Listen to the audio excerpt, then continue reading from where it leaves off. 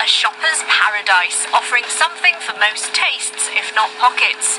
Despite the current economic climate, latest figures show the retail sector here boasts a turnover of £60 billion a year, with 138 of the world's 250 leading brands making it their home. This may be one of the capital's best-known shopping areas, but not all these businesses are here to stay.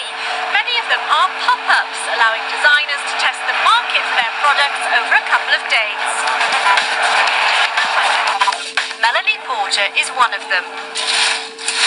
She's left the studio where she makes her handmade homewares to try her first attempt at a pop-up. There's no way I could afford this space full-time. Shop space in central London wouldn't usually be within her budget, but she's renting the unit at a reduced rate through a scheme arranged by the landlord. My business is very much based online. I take a lot of orders through people seeing my work and contacting me through my website. To actually have a physical shop for a short period of time is just a wonderful opportunity to meet people face to face. Retail experts say pop-ups can be good for business, for landlords and tenants. One of the reasons why we're seeing so many pop-up stores now is because landlords are struggling to get retailers in on long-term leases, so they're willing to accept sort of a short-term lease for a pop-up store if it generates shopper traffic and encourages shoppers to come out and spend. Simon Rogan is a rising star in the culinary world. The chef from Cumbria is winning awards for his innovative cuisine. He describes his latest project, Roganic, as a 2-year pop-up restaurant. We were criticised quite heavily for calling it a pop-up because, 2 years seems to be a long time for many people, but in the catering world, 2 years is nothing. So, I consider it to be a pop-up. It's very broad-ranging, the sense of the word, I think. In the fledgling world of pop-ups, Kirsten Rogers could be described as a veteran. She started her first venture 3 years ago and since then has developed a range of businesses, including the underground restaurant which she runs from home, inviting guests to dine in her kitchen. Third of all restaurants go bust in the first year. Doing a pop-up restaurant, specifically doing one in your home, means that you haven't got permanent staff costs, you're already paying your mortgage or your rent, so you're not paying extra, you're not paying business rates because you're not doing it frequently enough. It's a flexible, cheap business model that's perfect for recessionary times. This weekend, homegrown potatoes are on the menu.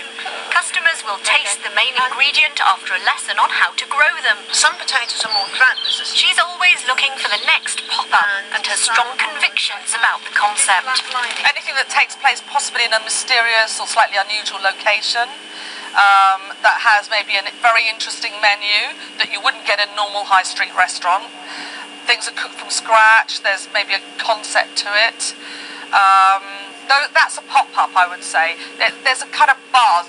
So can pop-ups have a role to play in bringing the buzz back to the high street where shops continue to close? There are something like 300,000 shops in Britain. At the moment, vacancy rates are worryingly high, somewhere around 11 or 12%.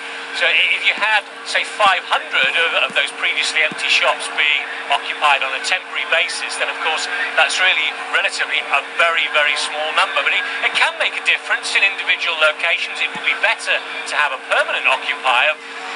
Cardiff is one location sharing in the pop-up expansion. In this arcade in one of the city's main shopping districts, 3 shops are vacant. No longer an empty space, this unit is being transformed into an art gallery. Over the next month, it will be home to local Welsh talent. It actually uses cow's tongues and cow's hearts. Kat Gardner began her pop-up business 2 years ago. She's building a name for herself, but a permanent gallery is still some way off. For now, the Project 10 exhibition will continue moving around Cardiff. Despite its pop-up nature, this trend is expected to be here to stay. Sian Lloyd, BBC News.